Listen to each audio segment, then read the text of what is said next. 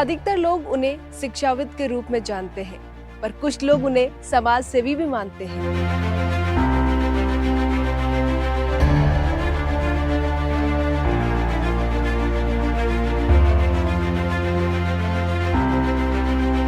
नमस्कार खमागणी, मैं नंदिता और स्वागत है आपका झलको मीडिया के खास प्रोग्राम समाज के शिल्पकार।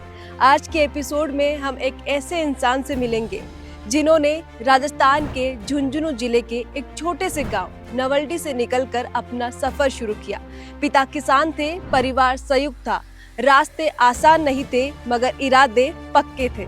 बचपन कैसा था? उस वक्त की सबसे बड़ी चुनौती क्या थी आपके सामने? टीन सेट था, उसका एक बनाया हुआ था, वो हमारी क्लासरूम थी। एक वो क्लासरूम थी, एक पीपल का पेड़ था वो थी, और एक जांटी का पेड़ था वो थी, खेजड़ी का पेड़ था। ये 3-4 हमारी क्लासरूम थी। बनवारी लाल जी रणवा ने एमकॉम की पढ़ाई पूरी करने के बाद 1988 में राज्य सेवा में कदम रखा। फिर 2002 में समाज के लिए एक नई यात्रा की शुरुआत करते हुए ढूंढलो शिक्षण संस्थान की नींव रखी, जिसके अंतर्गत आज 4 विद्यालय संचालित हो रहे हैं। सर्विस में था, लेकिन कभी भी मैं सेटिस्फाई नहीं। मैं चाहता था कि कुछ चेंज करूं। ये बहुत बड़ी रिस्क है, कैसे काम चलेगा, परिवार की जिम्मेदारियां। मैंने कहा देखो भाई, अपना खेत तो है ही, अगर सक्सेस नहीं हुआ तो मैं खेत में काम कर लूंगा।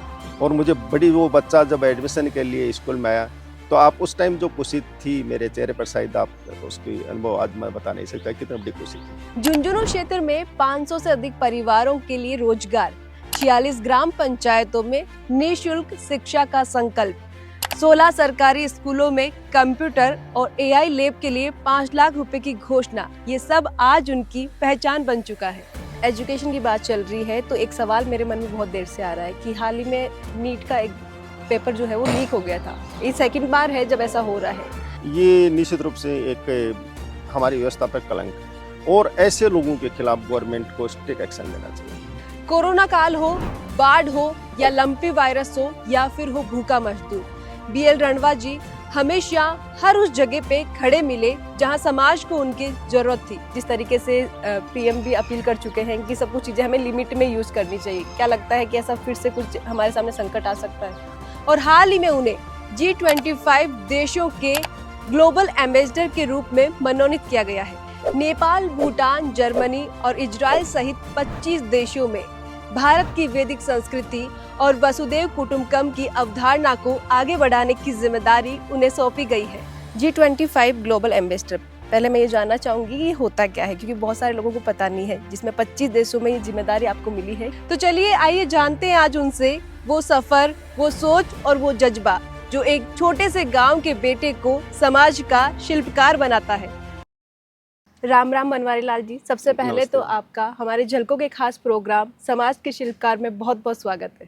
Thank you, thanks. Ranwa ji, आपकी यात्रा जानने से पहले हम वहां से शुरू करना चाहते हैं जहां से सब कुछ शुरू हुआ। आपका गांव, आपका परिवार, आपका बचपन। नवल्टी जैसे छोटे गांव और एक किसान परिवार में जन्म लिया। बचपन कैसा था? उस वक्त की सबसे बड़ी चुनौती क्या थी आपके सामने? देखिए, मेरे माताजी पिताजी दोनों किसान थे और मुझे उन पर बड़ा गर्व है। जो मैंने मेरे में जो आज मेरी जो वैल्यूज हैं या पर्सनालिटी है, आज उन्हीं की देन है। क्योंकि किसान वर्ग होता है, उनमें 2-3 चीज़ें बड़ी इंपॉर्टेंट होती है। फर्स्ट होती है कि कड़ी मेहनत, दूसरा होता है ईमानदारी, और तीसरा होता है सबको देने की आदत। जब एक किसान खेत हल जोत के खेत के बाहर निकलता है तो भगवान से प्रार्थना करता है कि हे ईश्वर, मैंने आपका धरती माता, मैंने आपका पेट भर दिया है, अब आप मेरे लिए, मेरे परिवार के लिए, मेरे रिश्तेदारों के लिए, मेरे पड़ोसियों के लिए, मैं इस खेत पे जो भी डिपेंड है। जैसे पहले क्या होता था कि जितने भी जो सारी अर्थव्यवस्था खेती पर चलती थी, चाहे उसमें कोई भी वर्ग हो, हर खेती पर डिपेंड है, तो सभी के लिए, और पशु पक्षी, इनके लिए किसान हाथ जोड़ के मांगता है कि हे ईश्वर, सबके लिए देना। तो जो ईमानदारी है, जो हार्ड वर्क है, जो सबको देने की आदत है, वो मैंने मेरे माँ बाप से सीखी। वहाँ से मेरे को संस्कार मिले और मुझे उन पर बड़ा प्राउड है।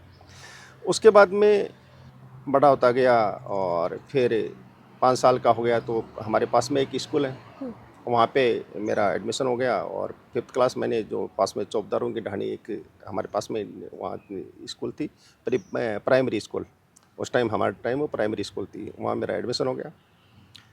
5 साल वहाँ पढ़ाई की, पढ़ाई के साथ साथ घर का काम करना, खेती में मदर फादर की खेती में हाथ बंटवाना, पशुओं को खेत में ले जाना, ये काम सामान्य रूप से साथ साथ चलते थे। उसके बाद में नावलगढ़ में पौदार स्कूल में मेरा एडमिशन हुआ।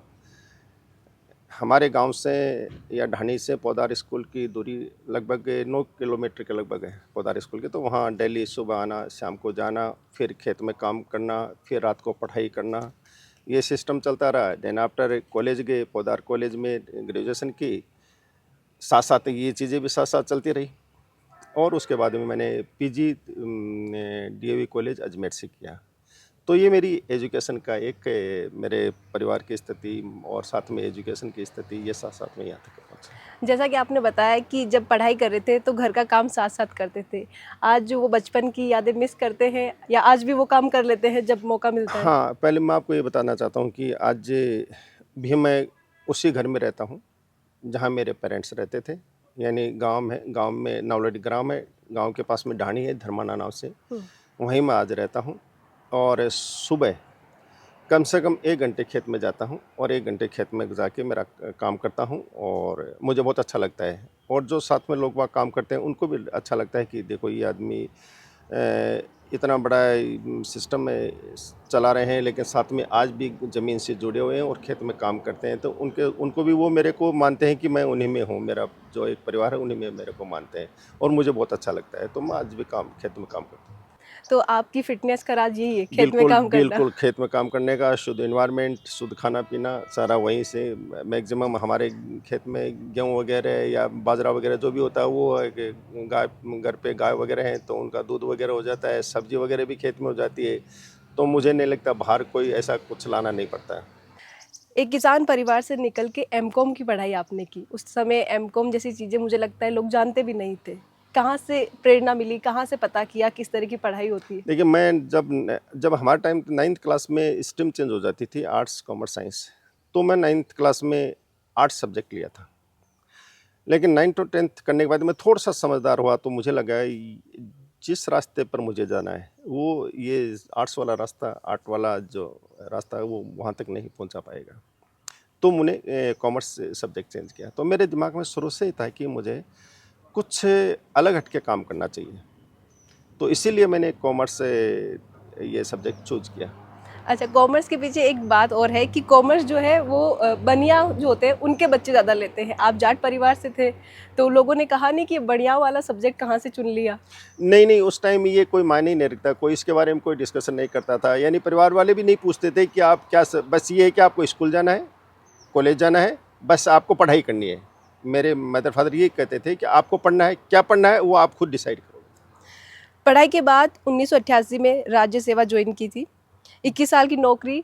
उस दौर के बारे में बताइए, राज्य सेवा में जाने का फैसला किससे प्रेरित हुए थे आप जब आपने ये ठाना, और परिवार की क्या सोच थी उस समय इसको लेकर? देखिए, जब मेरी मैं पोस्ट ग्रेजुएशन और हो गई, ख़त्म हो गई, तो मुझे लगा कि अब मुझे जॉब करना चाहिए, नौकरी करनी चाहिए। तो क्योंकि परिवार की स्थिति ऐसी थी कि इसमें ज़्यादा टाइम मैं घर पे नहीं बैठ सकता था, तो मैं गवर्नमेंट जॉब में फाइनेंस डिपार्टमेंट में मेरा सिलेक्शन एज अकाउंटेंट सिलेक्शन हो गया और मैं सर्विस करने लग गया पूरी शानदार तरीके से, बहुत ही शानदार मेहनत से, पूरे डेडिकेशन से, पूरी ईमानदारी से नौकरी की और 2004 तक वो सर्विस मैंने कंटिन्यू की। 2004 में 2003 में जब बीजेपी गवर्नमेंट बनी थी और माननीय वसुंधरा जी हमारे मुख्यमंत्री थे, उन्होंने एक स्कीम लॉन्च की थी कि कोई भी गवर्नमेंट एम्प्लॉई चाहे तो अपने बिजनेस के लिए, अपने काम के लिए 3 साल की मैक्सिमम 5 साल की छुट्टी ले सकता है। तो क्योंकि मैं उससे पहले मेरी प्लानिंग हो चुकी थी कि मैं जॉब में था, सर्विस में था, लेकिन कभी भी मैं सेटिस्फाई नहीं था। मैं चाहता था कि कुछ चेंज करूं। यानी मेरे दिमाग में ये था कि मेरी जो बुद्धि है, मेरी जो नॉलेज है, उसको मैं मेरे हिसाब से आगे बढ़ाऊं, नहीं तो क्या होता है, गवर्नमेंट में आप सर्विस करते हो या किसी भी सिस्टम में सर्विस करते हो कि आपके रूल्स पॉलिसी होती है, उनको आपको फॉलो करना है। बस आपका काम इतना है कि उनको आपको फॉलो करना एक है। बाउंड्रीज हो जाती एक बाउंड्री है, उसके बाहर आप नहीं निकल सकते। तो मैं उस बाउंड्रीज को तोड़ना चाहता था और ये मेरे शुरू से ही था। वो मेरी सर्विस ज्वाइन करना मेरी एक तरीके से मजबूरी थी, क्योंकि मेरी घर की आवश्यकता वो थी उस टाइम। लेकिन मन में, मेरे दिल में हमेशा ये चाहता था कि मैं, एक जलन सी होती थी, एक तड़प सी होती थी कि मैं उसके बाहर निकलूं। तो मैंने घर वालों से चर्चा की इसके बारे में कि मैं ये जॉब ज़्यादा टाइम तक नहीं कर पाऊंगा, क्यों मुझे काम करना पड़ेगा। मैं चाहता हूं कि खुद का एक सिस्टम डेवलप करूं। तो घर वालों ने निश्चित रूप से नाराज़गी भी उसमें आई कि ये जॉब है, शानदार नौकरी है, नौकरी में आज राज में हिस्सा है, बिल्कुल। तो और आप इसको, हाँ, सरकारी नौकरी है, नौकरी उसको को कोई आप छोड़ छोड़ने रहे हो, नहीं बहुत देते। बड़ी बात है। ये बहुत बड़ी रिस्क है, कैसे काम चलेगा, परिवार की जिम्मेदारियां। मैंने कहा देखो भाई, अपना खेत तो है ही, हम्म, अगर सक्सेस नहीं हुआ तो मैं खेत में काम कर लूँगा। हमारे पेरेंट्स ने भी तो हमारे को पाला है, तो वहाँ तक तो कोई दिक्कत नहीं है। तो वो जोखिम में निश्चित रूप से ली। परिवार की थोड़ी नाराज़गी थी, लेकिन उसके बाद में परिवार ने कोऑपरेट भी किया। 2004 में, जैसे मैंने आपको बता रहा था, 2004 में मैंने 5 साल की लीव ली। देखिए, मेरा परिवार बड़ा, मैं जॉइंट फैमिली है और मुझे निश्चित रूप से उस पर भी मेरे को बड़ा मैं प्राउड है कि हम 5 भाई हैं। और आपको जान के आश्चर्य होगा कि पाँचों भाई आज भी हम एक साथ हैं। आज भी एक साथ एक रहते साथ पांचों? पाँचों। 21 साल की नौकरी में सबसे संतोषजनक काम कुछ लगा आपको? क्योंकि वैसे अंदर तो तड़पड़ाहट थी, आपने जैसा बताया, क्योंकि पैशन कुछ और था, काम कुछ और कर रहे थे। और क्या ऐसा था जो सिस्टम के अंदर रहकर नहीं कर पाए, जैसा आपने बताया? देखिए, सिस्टम में मैं तो नहीं, ऐसा सिस्टम भी, कोई भी गवर्नमेंट होती है या कोई भी पॉलिसी होती है, वो जनहित के लिए होती है। तो जो भी मेरे पास में जो लाइबिलिटीज़ थी, मेरी ड्यूटी थी, पूरी ईमानदारी के साथ की। तो मुझे उसमें भी मुझे संतुष्टि है कि मैंने मेरा काम पूरी ईमानदारी के साथ अच्छा, किया। जॉब लाइफ का कुछ अभी मिस करते हैं? कभी बैठ के सोचते हैं कि उस टाइम का? जॉब लाइफ का मेरा सबसे जो फ़ायदा मिला, जो मैं इस सिस्टम में आया, स्कूल एजुकेशन में आया, तो मुझे आज सबसे बड़ा फ़ायदा ये है कि मेरे उस टाइम के जो फ्रेंड्स थे या मेरे साथ में जो काम कर रहे थे, चाहे वो किसी भी गवर्नमेंट हो। मेरा काम ट्रेजरी में था, मैं ट्रेजरी में था। उसके बाद में जीपीएफ एसआई में मेरी पोस्टिंग हुई थी। तो आप ये देखिए, ट्रेजरी और जीपीएफ एसआई 2 डिपार्टमेंट ऐसा ही है जहाँ सारे एम्प्लॉयज़ को आना होता है, सभी को आना होता है। तो मेरे उस टाइम रिलेशन बने थे सभी लोगों के साथ में। वो रिलेशन मुझे आज भी काम करने के लिए मुझे एक अच्छी व्यवस्था प्रदान करते हैं। तो मुझे सबसे है कि ईश्वर, देखिए, मैं मानता हूँ कि ईश्वर आपके लिए रास्ता बड़ा शानदार तरीके से बना के रखता है, अगर आप काम करना चाहते हो और बेहतर काम करते हो तो अच्छा परिवार, जॉइंट फैमिली, सर्विस। बीच में 14 साल की सर्विस हुई थी, 5 साल की मैंने छुट्टियां ले ली थी। 14 साल की सर्विस, 14 साल की सर्विस में अच्छे रिलेशन, वो आपको आगे बढ़ाने के लिए, मैं मानता हूँ कि ईश्वर ने वो रास्ता जानबूझ के मेरे लिए चुना था कि आपको इस रास्ते आगे बढ़ना है। सरकारी नौकरी छोड़ने के बाद सर ने राजनीति की तरफ भी रुख किया था। एक अधिकारी से जनसेवक बनने की यात्रा कैसी रही? तो मेरे मन में हमेशा ये रही कि मैं स्टूडेंट को भी ये कहता हूँ कि आपका गोल हमेशा राष्ट्र हित का होना चाहिए, जिसमें सर्व कल्याण की भावना हो। अब आगे कुछ सोच रहे हैं राजनीति में? आगे के बारे में देखो, कुछ नहीं कह सकते। आपका काम है, आज हम जो आज हैं वो हमारे पहले किए गए कार्यों का परिणाम है। आज हम जो कार्य कर रहे हैं उसका उसमें भविष्य डिसाइड करेगा कि वो कैसा होगा। तो हम आज बेहतर करें, कल निश्चित रूप से बेहतर होगा। कोई आपराधिक रिकॉर्ड नहीं है, आपकी छवि जो है एकदम विवाद मुक्त है। ये आज के दौर में बहुत बड़ी बात है। और मैंने ये भी देखा है कि आप जब भी आते हैं एकदम मुस्कुराते रहते हैं, एक मुस्कान आपके चेहरे पे हमेशा नज़र आती है। वरना आज के टाइम में मैंने लोगों को बहुत एग्रेसिव देखा है, बहुत परेशान होते हैं और कहीं ना कहीं गुस्सा दूसरों पे निकल जाता है। आपने अपने आप को कैसे मेंटेन कर रखा है कि हमेशा एक पॉजिटिव एनर्जी आपको देख के सबको लगती है? देखिए, आदमी का स्ट्रेस का ये 2 कारण होते हैं। पहला तो है कि आप एंटी सोसाइटी कोई काम करते हो। दूसरा होता है कि आप एंटी कॉन्स्टिट्यूशन कोई काम करते हो। और तीसरा होता है कि आप कोई पेंडिंग वर्क रखते हो। आदमी उनसे 3 चीज़ों से स्ट्रेस में होता है। अगर ये आपकी तीनों चीज़ें परफेक्ट हैं तो मुझे नहीं लगता है कि आपको कभी स्ट्रेस का कारण बनेगा। चौथी बात, आज मैं स्कूल सिस्टम में हूँ और मैं मेरे को बड़ा भाग्यशाली मानता हूँ कि मैं स्कूल एजुकेशन सिस्टम में हूँ। मुझे नर्सरी वाले बच्चे के साथ में भी रहना होता है और मुझे 12th वाले क्लास में, और ये छोटे बच्चे हमेशा मुस्कुराते रहते हैं, ये कभी किसी चीज़ की परवाह नहीं करते। तो मैं जब इनके साथ में रहता हूँ तो मैं ऑटोमेटिकली मैं भी वो बच्चा ही बन जाता हूँ। तो मेरी मुस्कुराहट का कारण एक ये भी है, मैं स्कूल में रहता हूँ, बच्चों के साथ रहता हूँ, तो ये मुस्कुराते रहते हैं तो मैं भी हमेशा मुस्कुराता रहता हूँ। और दूसरा, ऐसा कोई काम नहीं करता जिससे मेरी नींद डिस्टर्ब हो या मेरे पर किसी प्रकार की कोई प्रॉब्लम हो। समाज के शिल्पी में हम यही तो ढूंढते हैं, वो इंसान जो दूसरों की जिंदगी बदलता है। रणवा जी का शिक्षा का सफ़र ऐसा ही है। 2002 में ढूंढलों शिक्षण संस्थान की नींव रखी। उस वक्त क्षेत्र में क्या कमी थी जो आपने एक कदम उठाया इस तरफ? देखिए, जब मैं लगा था कि मैं मेरी सर्विस को छोड़ कर दूसरा जॉब ढूंढने की कोशिश कर रहा था या सोच रहा था, तो मेरे दिमाग में कई आइडिया चल रहे थे। मैंने सोचा कि मैं कोई इंडस्ट्री डेवलप करूं या और कोई काम करूं, लेकिन मेरी जो पता नहीं मेरे अंदर ही ऐसा क्या था कि मैंने सोचा कि अगर मैंने इंडस्ट्री डेवलप की, कोई भी इंडस्ट्री लगाई, तो मैं क्या बनाऊंगा? एक पेन बनाऊंगा या मेडिसिन बनाऊंगा या ऐसा कोई भी और कोई खाद बनाऊंगा या ऐसा कोई भी काम करूंगा, तो मैं उसको तो सही कर सकता हूँ, पेन को सही बना सकता हूँ, मैं मेडिसिन भी सही बना सकता हूँ क्योंकि मैं ईमानदार। लेकिन मैं उसमें केवल एक ही चीज़ को तो सही कर सकता हूँ, तो मैं क्यों नहीं इस सिस्टम में जाऊं कि बहुत कुछ चेंजेस निचले स्तर पर हो। तो क्यों नहीं मैं ऐसे बच्चों को डेवलप करूं या बच्चों के साथ काम करूं कि वो सारी चीज़ें धीरे धीरे हर फील्ड में जाएंगे और वहाँ ईमानदारी के साथ अपना काम करेंगे। तो इसलिए मैंने ये स्कूल एजुकेशन सिस्टम में चुना। और आज मुझे इस बात की खुशी है कि मेरे द्वारा, इस स्कूल द्वारा जो हमारे शिक्षित स्टूडेंट हैं वो डिफरेंट डिफरेंट पोजीशन पे, आप इंटरनेशनल पोजीशन पे जाइए, आप नेशनल पोजीशन पर जाइए, किसी ऐसी कोई सर्विस नहीं है जिसमें मेरे यहाँ के स्टूडेंट नहीं है। वो इंडस्ट्री भी कर रहे हैं, वो राजनीति भी कर रहे हैं, वो बाहर आईटी कंपनी में भी काम कर रहे हैं, वो डॉक्टर भी हैं, लेकिन वो पूरी ईमानदारी और डेडिकेशन के काम कर रहे हैं। तो मेरी सोच थी कि मैं ऐसे इंसान या ऐसे व्यक्ति का निर्माण करूं, ऐसे संस्कार उनमें डालूं कि वो ईमानदार होकर काम करें। नहीं तो मेरी तो एक लिमिट हो जाती, मैं तो केवल एक ही काम ईमानदारी से कर सकता था। लेकिन आज इन स्कूल से निकले हुए बच्चे हर फील्ड में पूरी ईमानदारी और डेडिकेशन से काम करते हैं। ये मेरी कोशिश थी। जो आप कह रहे थे कि आप हम मुस्कुराते रहते हो, मेरे मुस्कुराहट का कारण ये है कि मैं जिस उद्देश्य को लेकर चला था वो उद्देश्य आज पूरा हो रहा है, धीरे धीरे और आगे बढ़ रहा है। आज हमने पहले स्कूल ढूंढलो, पब्लिक स्कूल ढूंढलो की इस्टेब्लिशमेंट किया, उसके बाद में झुंझुनू ढूंढलो पब्लिक स्कूल झुंझुनू बनाया, फिर ये लड़कियों की जहाँ अपन बैठे हैं ढूंढलो गर्ल्स स्कूल बलवंतपुरा किया, जोधपुर में ढूंढलो स्कूल में एक नया इसी साल से शुरू किया है। तो ये धीरे धीरे तो एक चैन बढ़ रही है।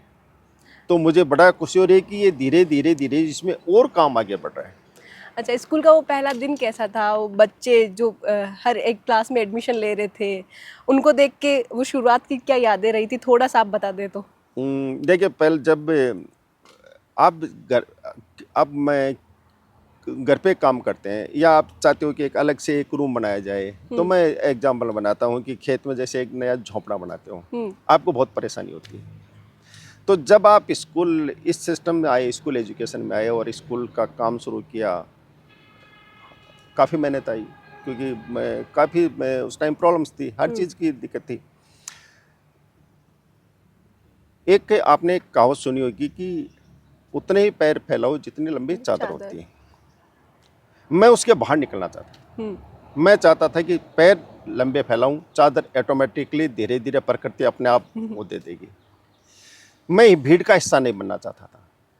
और जब आप भीड़ का हिस्सा नहीं बनना चाहते तो आपको अपना रास्ता बनाना पड़ेगा। आपका रास्ता बनाओगे तो आपके सामने बहुत बड़ी प्रॉब्लम्स आएंगी, काफ़ी प्रॉब्लम्स आएंगी, लेकिन धीरे धीरे धीरे आप उन प्रॉब्लम्स को पार कर जाओगे क्योंकि वहाँ समाधान भी मिलेगा।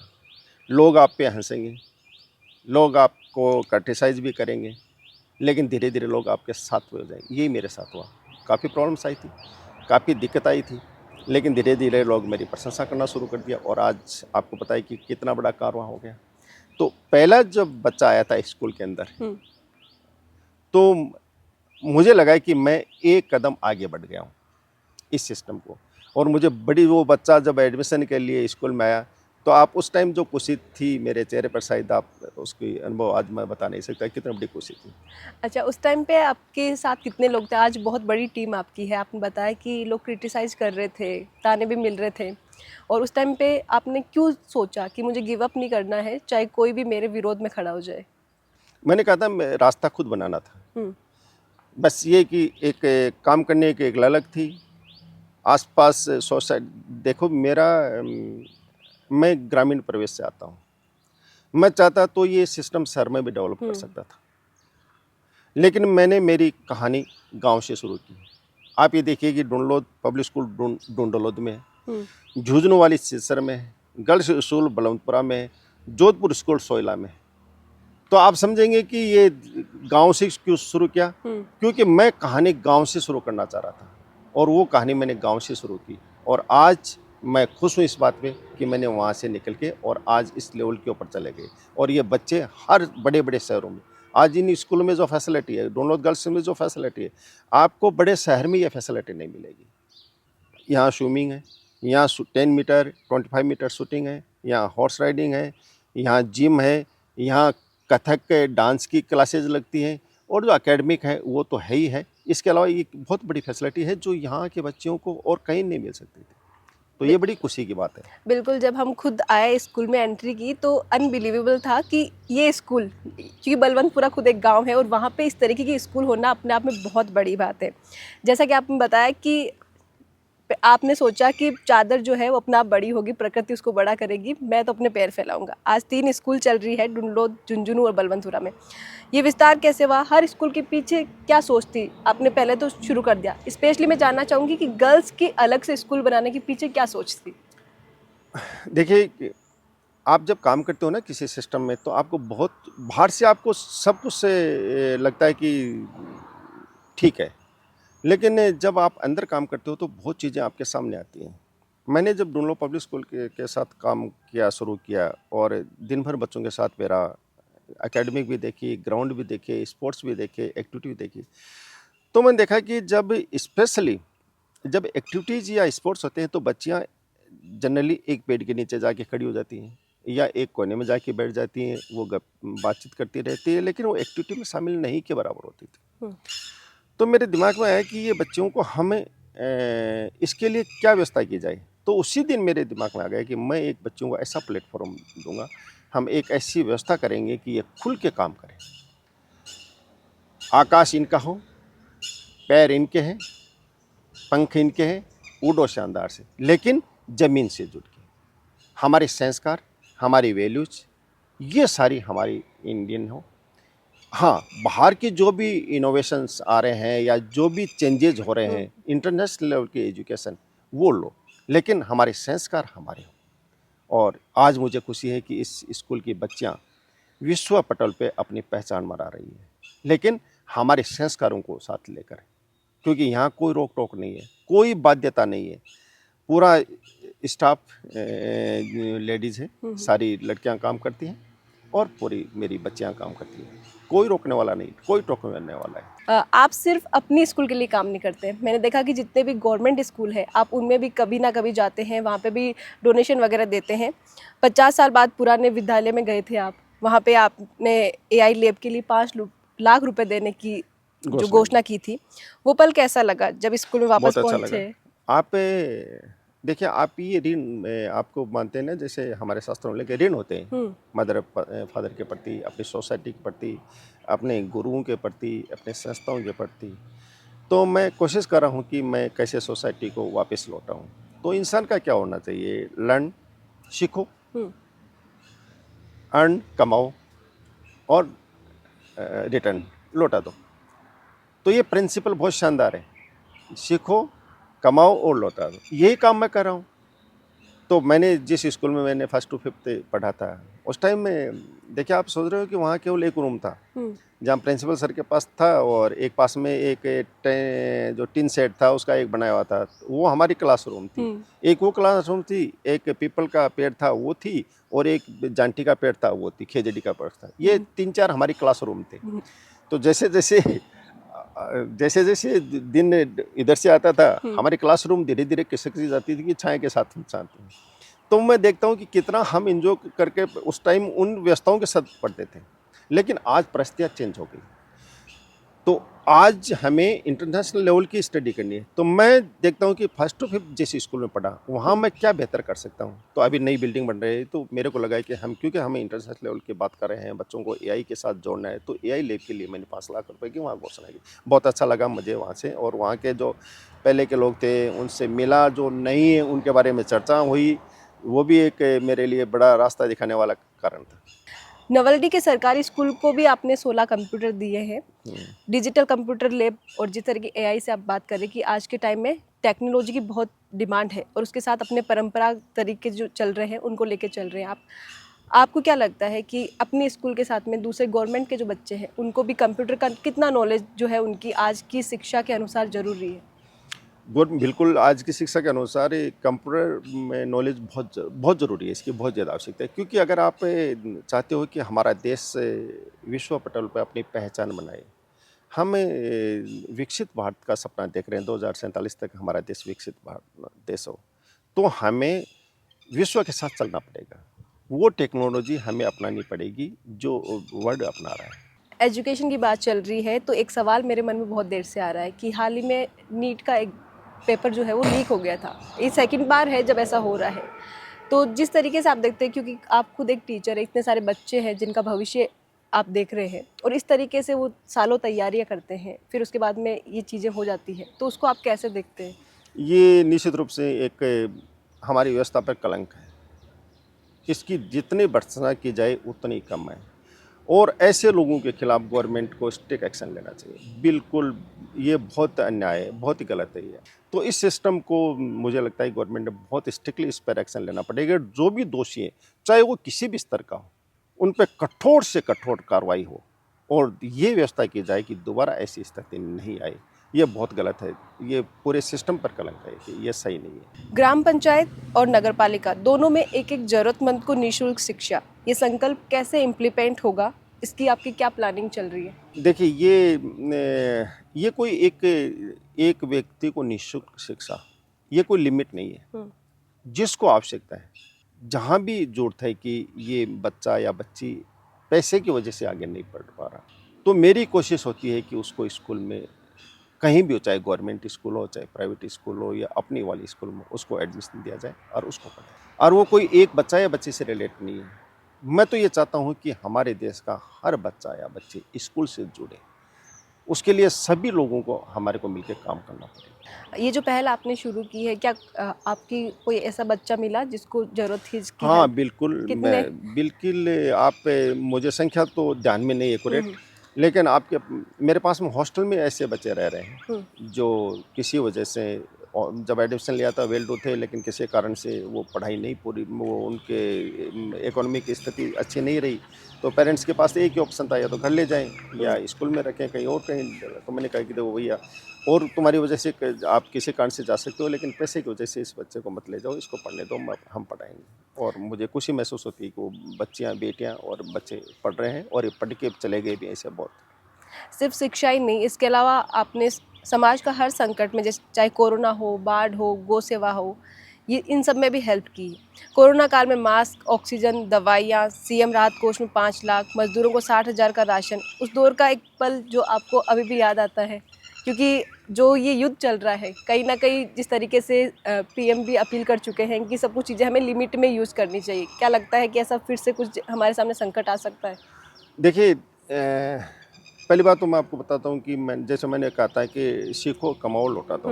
तो ये जो मैंने, चाहे भूकंप अपने उत्तराखंड में भूकंप आया था, या नेपाल में भूकंप आया था, कच्छ में भूकंप आया था, या सुनामी आई थी, उसके बाद में ये कोरोना हुआ, लंपी हुआ, ये सारी चीज़ों में स्कूल द्वारा एक अच्छा सहयोग दिया गया। तो ये मेरा कोई बड़ा काम नहीं है, कि क्योंकि ये तो हम ड्यूटी थी, रिस्पॉन्सिबिलिटी सोसाइटी के प्रति अपन करें। अब रही बात की, जो हमारे माननीय प्रधानमंत्री जी ने एक अपील की है कि हमें ये लिमिट में हमें एक्सपेंडिचर करना चाहिए, सेव करना चाहिए, ये बहुत अच्छा पहल है, बहुत बढ़िया है। ये देखिए कि माननीय हमारे स्वर्गीय माननीय प्रधानमंत्री लाल बहादुर शास्त्री जी ने भी अपील की थी, उस टाइम की आवश्यकता थी कि हमें एक टाइम खाना खाना चाहिए, हुआ था। कोरोना में हमने काफ़ी परिस्थितियों का सामना, विपरीत परिस्थितियों का सामना किया, वहाँ भी हम लिमिट में गए थे। आज पूरे विश्व पे ये समस्या है, तो क्यों नहीं हम हमारे प्रधानमंत्री जी की अपील को स्वीकार करें। और अपील क्या है कि हमें विदेशी मुद्रा को सेव करना है। कारण कुछ भी हो, चाहे आप गोल्ड कम परचेज करें, आप डीजल बचाएं, पेट्रोल बचाएं, या विदेश यात्रा कम करें, या गाड़ी में पुलिंग वाला जो कार पुलिंग का सिस्टम डेवलप करें। मकसद एक है कि हम विदेशी मुद्रा को कैसे बचाएं। और तो ये सारे भारतीयों की, हर सिटीजन की ये रिस्पॉन्सिबिलिटी है कि उसको काम करें। अब उसका विरोध होना, उसमें क्रिटिसाइज होना, नाराज़गी होना एक कारण हो सकता है। मेरे कुछ विचार हो सकते हैं, आपके कुछ विचार हो सकते हैं, ये अलग मैटर है। एक शानदार प्रजातंत्र में, स्वच्छ प्रजातंत्र में ये होना भी चाहिए, लेकिन मेन मुद्दा है कि हमें सेविंग करनी चाहिए। और मैं तो समझता हूँ कि इस समस्या का जो अभी प्रॉब्लम आ रही है, उससे एक बढ़िया कारण भी डेवलप हो सकता है। हमारी सेविंग की आदत भी और ज़्यादा डेवलप हो जाएंगी, तो देश के लिए बेहतर निर्माण इंफ्रास्ट्रक्चर निर्माण करने में सहयोग करेंगी। तो ये बिल्कुल अच्छी पहल है, और मैं निश्चित रूप से, क्योंकि ये अपनी प्रॉब्लम नहीं है, ये पूरे विश्व की प्रॉब्लम है। बहुत सारे काम आपने समाज हित के लिए किए, इतने सारे काम करते हैं, कभी लगता है कि थकान हुई है, या खुद को मोटिवेट कैसे रखते हैं? जैसे खेत में काम करना था आपने बताया, इसके अलावा आपका रूटीन क्या रहता है? उसके अलावा आप खुद को मोटिवेट करने के लिए, खुद को हेल्थली जो है फिट रखने के लिए और क्या करते हैं? अगर आपके काम है, और आप काम अगर आपकी रुचि का, आपके इंटरेस्ट का काम है, तो आपको थकावट कभी आएगी नहीं। अगर आप मजबूरी में काम कर रहे हो, तो आपको थकावट आपकी कभी उतरेगी नहीं। तो मेरा जो वर्क है, जो मैं काम कर रहा हूँ, वो मेरी इंटरेस्ट का है, इसलिए मुझे कभी थकावट नहीं आती। ना सिर्फ आपके लिए बल्कि पूरे झुंझुनू क्षेत्र के लिए बहुत बड़ी बात है कि बीएल रणवा जी को G25 राष्ट्रों के ग्लोबल एम्बेसडर के रूप में मनोनीत किया है। इसके लिए सबसे पहले तो आपको congratulations. Thanks. G25 global ambassador, पहले मैं ये जानना चाहूँगी ये होता क्या है, क्योंकि बहुत सारे लोगों को पता नहीं है, जिसमें 25 देशों में ये जिम्मेदारी आपको मिली है कि हमारा जो परंपरागत तरीका है, जो भारतीय सिद्धांत है, उनको आगे बढ़ाने की जिम्मेदारी आपको दी गई है। अपने वियना कन्वेंशन 1972 के अधीन नेपाल और भारत के बीच में एक एग्रीमेंट हुआ था, जिसके तहत अंतर्राष्ट्रीय समरसता मंच का आयोजन किया गया। एक संगठित मंच है वो, उसमें मैंने काम किया, उसके साथ मिलके काम किया। तो हमारा जो वर्क नेचर है, भारतीय जो संस्कृति है, यहाँ की एजुकेशन है, यहाँ के संस्कार हैं, उसको इन देशों के अंदर काम करने के लिए आपको वहाँ जाना है, वहाँ लोगों से मिलना है, और यहाँ की कल्चर, यहाँ के वैल्यूज, यहाँ की स्थितियाँ, उनके बारे में, या एजुकेशन सिस्टम, उसके बारे में उन लोगों के साथ काम करना। मैंने उस मंच के साथ काम किया, और उन लोगों ने मेरे काम को देख के और मुझे उसमें एम्बेसडर नियुक्त किया। तो मुझे उन लोगों के साथ काम करना है। नवलडी जैसे छोटे गांव से निकलकर G25 के ग्लोबल एम्बेसडर तक का ये सफ़र, जब पहला आपने सुना कि आपको एम्बेसडर बनाया, तो रिएक्शन कैसा था? बहुत अच्छा लगा, बहुत बढ़िया लगा। जब आपके कामों की लोग आपको प्रशंसा करते हैं और आपको मोटिवेट करते हैं उसके लिए, तो निश्चित रूप से स्वाभाविक रूप से अच्छा लगता है। तो मुझे भी अच्छा लगा कि आज, और कभी कभी सोचता हूँ कि एक छोटा सा गांव, उसमें भी एक छोटी सी ढाणी, माँ बाप किसान, वहाँ से निकल कर अगर इस लेवल पर पहुँचना एक अच्छी उपलब्धि है। लेकिन ये कोई लिमिट में नहीं है, अभी तो बहुत संभावना है आगे काम करने की। बीएल रणवा सर से बात करके बहुत ही अच्छा लगा। सर, लास्ट में आपसे जानना चाहूँगी कि स्टूडेंट के लिए आप क्या मैसेज कन्वे करना चाहेंगे आज की एजुकेशन लेवल जो सिस्टम है उसको लेके? देखिए, पहले मैं स्टूडेंट्स से या युवाओं से ये कहना चाहूँगा कि आपका गोल करो, डिसाइड करो, और गोल डिसाइड करो तो ये देखो गोल पहले तो आपका इंटरेस्ट का हो, और सबके हित के लिए हो, राष्ट्रहित। तो फर्स्ट योर गोल, आपके इंटरेस्ट का, और राष्ट्रहित, तीन चीज़ें तो आपको यहीं शुरू करनी पड़ेगी। उसके बाद में आपकी स्किल्स क्या है, चौथा है कि आपका डायरेक्शन क्या है, और पांचवा है कि आपका टाइम फ्रेम क्या है। वो गोल टाइम फ्रेम भी होना चाहिए कि इतने टाइम में मुझे कंप्लीट करना है उसको। और उसके बाद में कंफर्ट जोन को आपको छोड़ना पड़ेगा। आपको अगर ओलंपिक खेलना है तो ओलंपिक की तैयारी करनी पड़ेगी। तो जितना आप अपने कंफर्ट जोन को छोड़ोगे, आपका गोल आपके नज़दीक होता चला जाएगा। तो हार्ड वर्क, और डेडिकेशन, समर्पण, ये सारी चीज़ें अगर आप लोगों में है या आप कर सकते हो तो दुनिया की कोई ताकत नहीं कि आपको अपने गोल को अचीव करने से रोक दे। बहुत बहुत धन्यवाद सर आपका कि आपने बहुत सारी चीज़ों पे हमसे बातचीत की, और जो कि नमस्ते। ना सिर्फ समाज बल्कि स्टूडेंट और भी जो लोग हैं उनके लिए काफ़ी सारी बेनिफिशियल हो सकती है। आपको ये सर के साथ जो हमारी बातचीत थी वो कैसी लगी, वीडियो में ज़रूर बताइए। साथ ही आपके कोई सवाल है तो आप कमेंट बॉक्स में लिख सकते हैं। वीडियो को ज़्यादा से ज़्यादा लाइक करें, शेयर करें और बनाए रखें झलकों पे आपका प्यार और विश्वास। खमा गणिसा, राम राम।